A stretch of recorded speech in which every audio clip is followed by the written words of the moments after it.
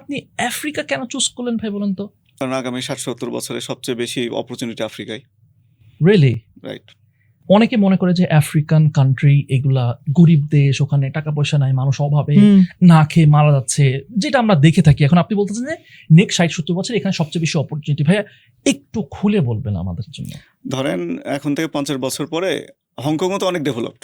London এবং Of new course, York, G. London, new York এবং হংকংয়ের সাথে যদি আমরা কাম্পালাকে তুলনা করি, তাহলে দেখা যাবে যে এখন থেকে 50 বা 60 বছর পরে হংকংয়ে জনসংখ্যা নাই, লোকজন নাই। হ্যাঁ। ফাঁকা ভূতের বাড়ির মতো সব বাড়িঘর পড়ে আছে। নিউ ইয়র্কও তাই, লন্ডনও তাই।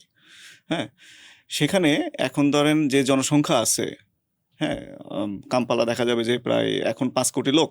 উগান্ডাতে 50 সালে এখানে প্রায় 15 কোটি লোক হবে 2050-এ।